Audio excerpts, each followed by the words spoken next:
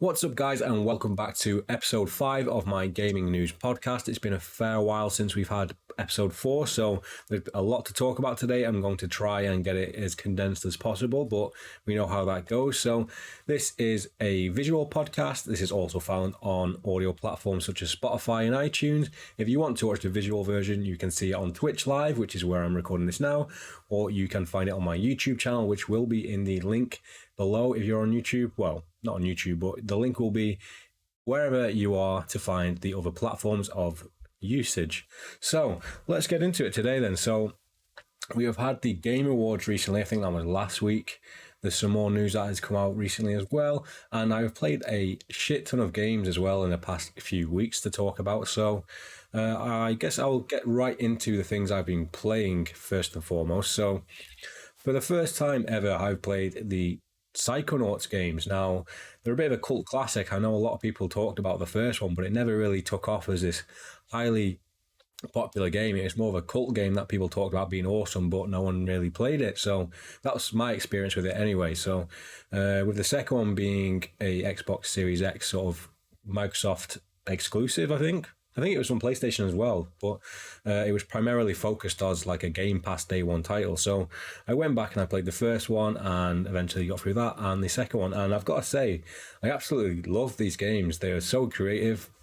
The way that the levels are designed and all the different aspects. Basically, you are a psychonaut called Raz, or a psychonaut in training. And what that is someone who can enter a person's mind and kind of fix the issues in there, or they can sort of track down criminals by deciphering what's going on with their head to find out the information they need. It's very interesting, actually, but the way it works with the level design is you're seeing their inner thought and inner sort of demons coming out in a creative way and form. So, for example, there's a mission towards the beginning of Psychonauts 2 where you are in the head of like a crazed dentist, and the whole thing is like just the inside of mouth. There's giant teeth chomping down everywhere and braces and stomach acid and all kinds of stuff, and every level is its own creative aspect to it, which is really awesome. And just I had a brilliant time playing these games. There's a lot of cool different special moves and effects that you can do in it, where you can use telekinesis to just throw things at people, you can set people on fire, you can get into people's heads, you can use clairvoyancy, I think it is, to be able to see what they are seeing, to kind of manipulate what they're seeing, and you can sort of get past them. There's a lot of different things at play in Psychonauts 2, well, Psychonauts 1 as well. And I remember when I first saw the trailer for it at E3, I believe, and the graphics looked a bit sort of cartoony. The faces on the main character looked a bit sort of last gen, but playing Psychonauts 2, the graphics are actually really, really good. The art style is amazing in it. So I had a blast with that, and I'm currently working my way through getting to the 100% completion as well.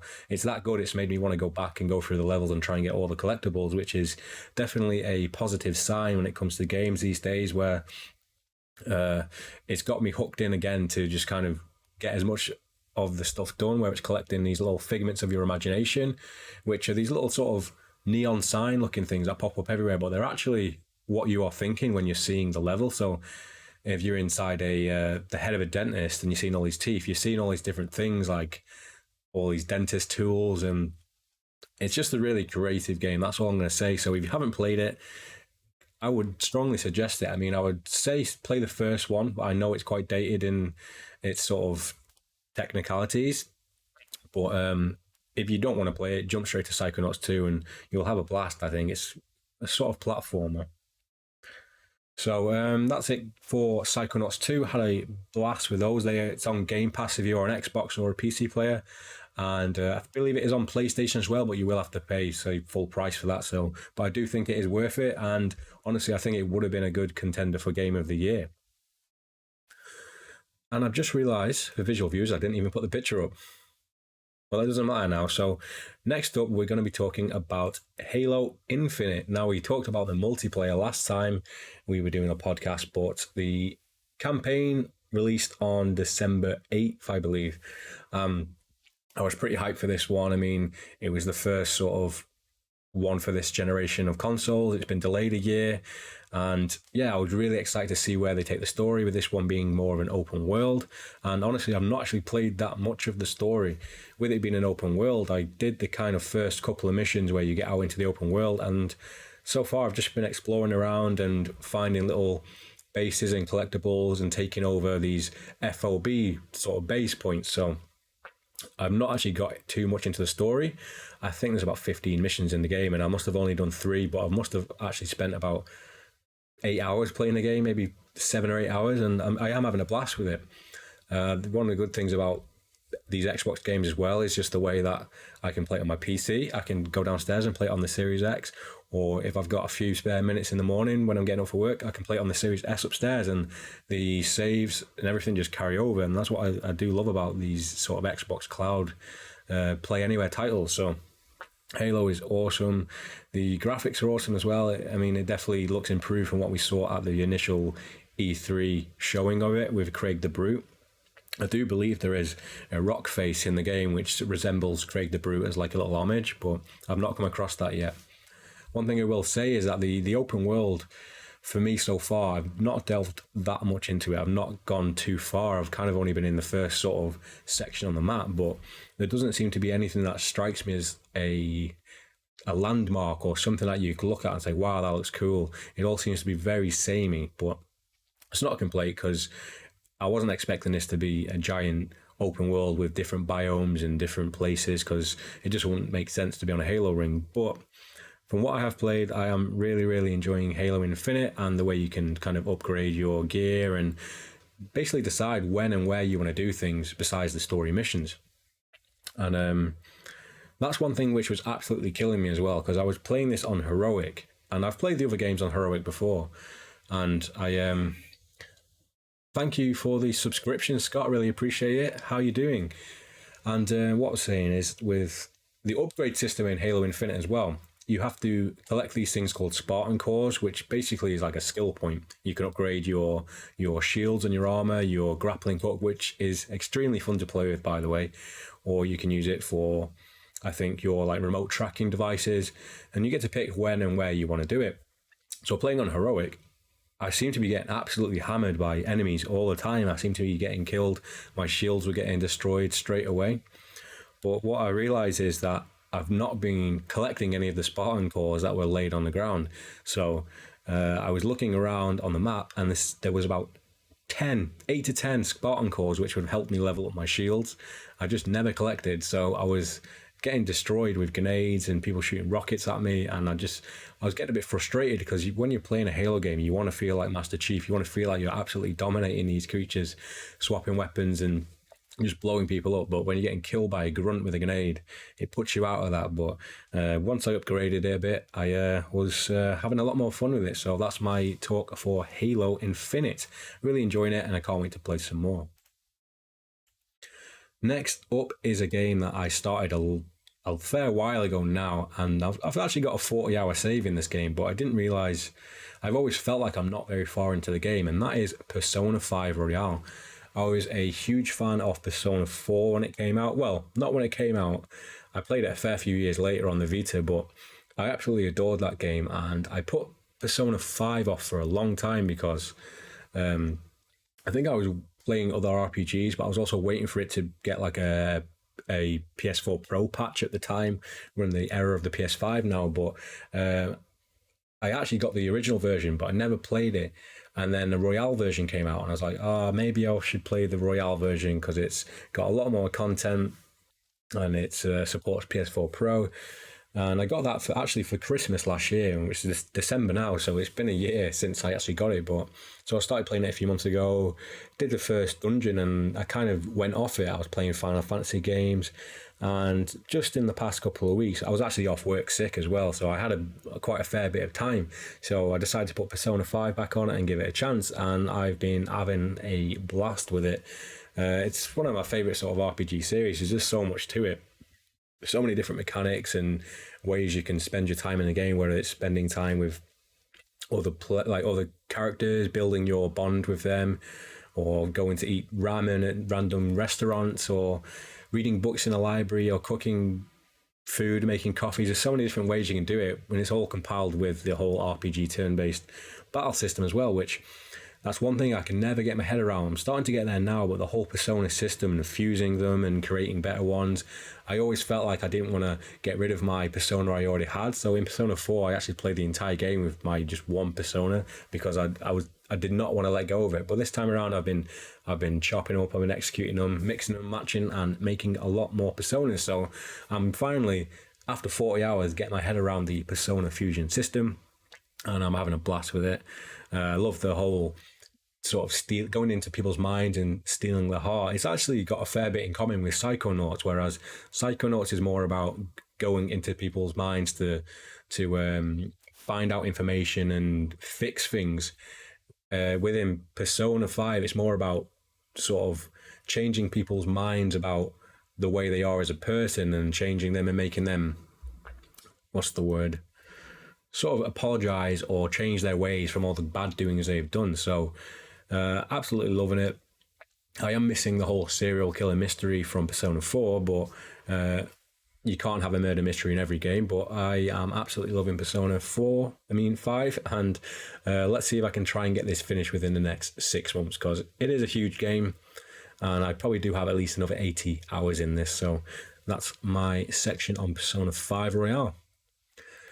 And most recently, the game I started was Shadow of War, the Middle-earth game. This is the sequel to Shadow of Mordor, which introduced the Nemesis system, which is a system in which the enemies can rank up and have minions, and when you kill them, you kind of like change the ranks of all the enemies.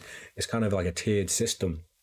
And I always loved that, especially back in the day when Shadow of Mordor came out. It was quite sort of high tech for its day, where you could, if an enemy is having a fight with you and you burn him or something and he escapes, the next time you'll see him, he'll come back and he'll have burns and he'll remember what exactly happened, and he'll be stronger, and he will learn not to sort of be weak to fire. There's loads of little things like that. And so far, Shadow of War seems to be a lot more of the same. I haven't got that far into it where it starts to expand, but I know there is a lot of things in it where you can create bigger armies and you can hire ogres and dragons and all sorts, which I'm very much looking forward to. And like with Persona, there's a lot of things in this game which it's hard to get my head around. I want to learn every single thing about it, but it just takes a lot more of game time for me to absorb all of that information. But I am really enjoying it. I love the sort of Middle-earth, Lord of the Rings world, and I can't wait to see what's in store for me there. I've seen a few Nazgul and little things, so I'm looking forward to seeing where the lore goes with that. And it's got the same combat style as the Batman games, which is really fun. I love countering people and just like shanking them, and like, I sound like a sick fuck, but I like the executions in the game, and really good, really loving it. And I think I paid about £3 for the definitive edition about 4 years ago, so I'm going to get my money's worth out of this game. So that's it for the things I have been playing. So let's get on to some of the news. So first up, let's talk about Hellblade. Now, this is about the Game Awards, essentially. I'm going to be talking about the things that were exciting for me the most. There was a lot there, so I'm not going to talk about everything, and I'm just going to sort of focus on the things that I am interested in the most. So first up, we have Hellblade 2. I think it's Senua's Sacrifice, or is that the first game? I can't remember. But they said this was in-game. I'm not sure if this is using Unreal Engine 5. I believe they were going to transfer the game over to that. So from looking at it, I would probably say so, but the graphics in this game look incredible. I really enjoyed the first game as well when it came out. I think I played it on Game Pass, and I knew I'd heard good things about it, but I never had the inkling to go out and sort of pay for it.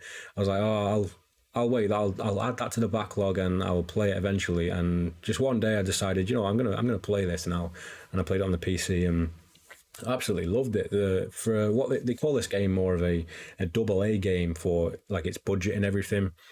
And it looked stunning, and the gameplay was awesome, and the puzzles were cool as well, and they had a lot to it with audio as well, with the character of Senua having sort of voices in her head telling her constantly that she was doing things wrong or just making her paranoid, and the audio design was really, really cool with that. So I wasn't really sure what they were going to be doing with this game. I'm not sure how they could make, like, how this sequel works as a narrative. From the trailer we saw, there's a giant creature washing up on the beach, and they're trying to take it down. So I don't know if this is like a defense or they're making an offense attempt at taking this thing down. But technically, the game looks superb. Like, I've seen a lot of people saying, "Oh, I don't think that was complete gameplay. It was in engine," but there are parts where you can tell it is, and even if it's not, the way they blend some of it together with the gameplay and the sort of more cinematic angles, it's that hard to tell. I mean, it's going to be awesome. No release date for this. I can't see it coming until the end of 2022, but yeah, I think it's a Game Pass day one, so I'll definitely be checking it out. I'm just hoping I've got a rig powerful enough to play it by the time it comes out. Scott in the chat says the video from the Game Awards looks amazing. Yes, it did. It looked incredible. Like, just from that picture there, you can see on the screen if you're watching the visual version of the podcast, just the detail on this sort of giant washed up creature, which is covered in like wounds and cuts and just like bulbous tumory things, and it just looks awesome. So yeah, I'm going to be keeping my eye out for that one. Next up, we've got the Texas Chainsaw Massacre game. Now, I think this has been made by Gun Media, the people who made the Friday the 13th game. Now, when that game came out, Friday the 13th, I actually had a really, really good time with it. I'm a huge horror fan. I mean, I've got a shit ton of Jason Voorhees figures there and Evil Dead and all that stuff. So I do love my horror, and getting to play a game where you could play all the different kinds of Jasons, I really loved it. It seemed, I don't know what happened, but I know that there was a lot of hackers and stuff in it after a while, and they with the whole licensing issue, they seemed to scrap all the future DLC, and they kind of had to abandon the game. So I think that affected the amount of hackers and stuff that decided to jump in the game and fuck it up, basically. So it just didn't have its fun factor anymore for me, so I kind of stopped playing it. But I did enjoy it, especially when it first came out. So we have a Texas Chainsaw Massacre game, and I love Texas Chainsaw Massacre. So from the trailer, we get a vibe of the locations. We got the house, the Sawyer house, and all of that. So, I mean, I'm not sure how it's going to play, because with Jason, he is mostly unstoppable in most of his forms. And from what they've said in the trailer, that for Texas Chainsaw Massacre, you can play as like the whole family. So you got the cook and the hitchhiker, which you can see in the picture there, but they're just like merely humans. So pitting one of them up against a normal human, I don't know where the fear factor of that comes from. If you're being chased by the cook, you'd be like, I could just turn around and punch this guy and drop him. So I'm curious to see how they're going to work that factor in there, because I can't see the character being running scared from just a normal looking dude. So I am curious to see what they do there and see if they have any special game modes. But I think it's going to be super fun running away from Leatherface, especially if he's running after you, chopping down doors that you're barricading and all kinds of stuff. Hopefully we get some of the characters from the other movies like Chop Top and things like that. So, I mean, I have expectations for this game. I'm going to keep them quite low just in case it doesn't turn out to be polished or has bugs and stuff like that. But I think I'll definitely be checking it out. And if it's reasonably priced, I might even pick this up day one just because I am a huge horror fan. So next up, I'm briefly going to talk about this one. This is the new Dune RTS. Now, I've never seen Dune. I've never read Dune. I've always been wanting to do it. I've not seen the new movie, but I do want to get into that world. From what I've heard, it's kind of like a 50s book, which is about the things that sort of like Game of Thrones focuses on, but more of a galactic scale. So I am looking forward to that. So there was recently announced an RTS game. I think it's called Dune: The Spice Wars. So yeah, I just come off the back of playing Halo Wars 1 and 2.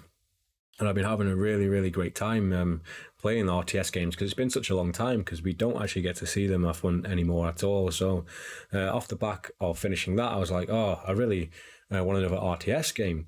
And a few days later, what do we have? A new Dune one. So yeah, I am looking forward to giving this a go, because I've got the itch for a RTS now. If you do have any RTS games that are more in line with Halo Wars, more sort of newer ones, not like the Command and Conquers because they are a bit aged and dated now. But if you do have any, then do let me know. So that is June, the Spice Wars. This is probably the one I was the most excited for at the Game Awards, and I mean, I've been waiting for it for a long time, and it was probably going to come. Like, this was going to happen. It was just a matter of when. So we have the announcement trailer for Alan Wake 2. Now, if you do know me, I'm a huge fan of Alan Wake. I played this when it came out. It was one of my favorite games on the 360. I'm a huge Stephen King fan. I'm a huge fan of Twin Peaks. And this is a combo of those two things. And it's in video game format. I love video games. So, yeah, absolutely love this one. I still haven't played the remaster, actually. And I've not played the Control DLC, of which Alan Wake is featured. So that's one thing I'm going to have to get onto on the backlog is Control. But Alan Wake 2 is coming.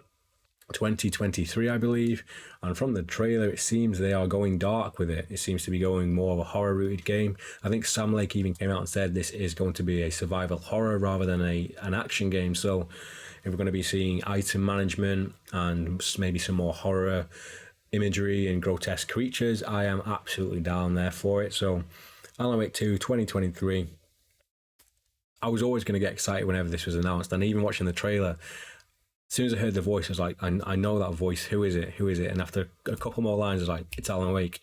And then the zoom in. And that picture there, if you're watching the visual version, like, it's the original actor, I think, from the Bright Falls the Bright Falls short films, and the actual character who does the sort of cardboard cut-out version of Alan Wake. So it's the original guy, and he kind of looks like Bradley Cooper from where I'm looking right now. But Alan Wake 2, pumped for it.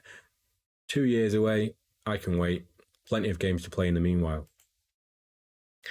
In the last podcast, I believe we were talking about a new Splinter Cell game, and I'm not sure where it came from. I can't actually remember the topic, but there was some talk of a new Splinter Cell game coming out, and they've actually come out and confirmed that they are working on a Splinter Cell 1 remake. Now, this gets me excited just because the original Splinter Cell games were heavily sort of stealth focused, and it was the basics. It was the shadows, using shadows and lights and stuff like that.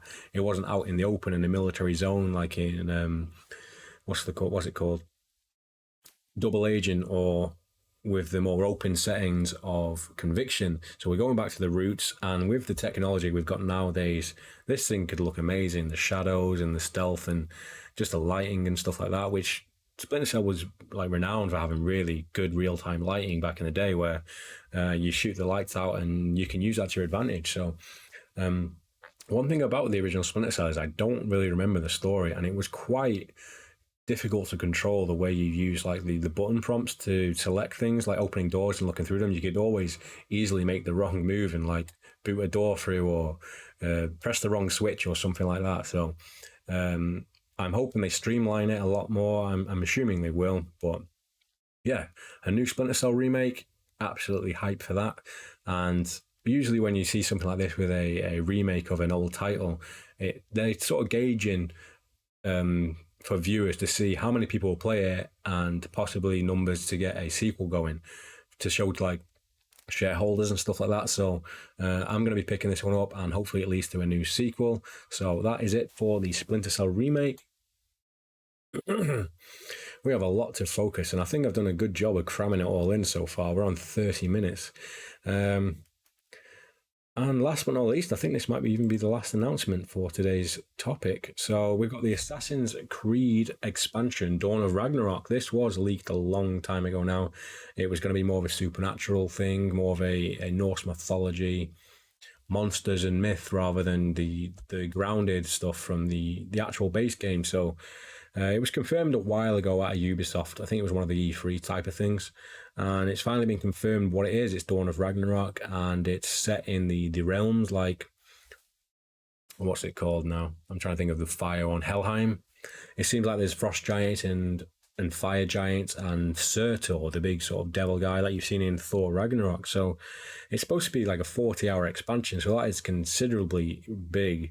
And from what I've heard, it's going to be around the same size or bigger than the actual story of Assassin's Creed Origins. So it's definitely a hefty expansion here, and I'm hoping it has the quality of a base game as well. I'm hoping, well, I say that's a lot of bugs in these games, but I'm hoping it's not just 40 hours of filler and 10 hours of story gameplay. So I'm expecting a lot of new weapons and new powers, and I'm expecting it to be a lot different from the base game if it wants you to keep your sort of attention for 40 hours long. So it comes out in March, so it's not too long to wait for it. And unfortunately, it's not covered in the expansion pass that you already have for the season pass. So you will have to pay separately for this.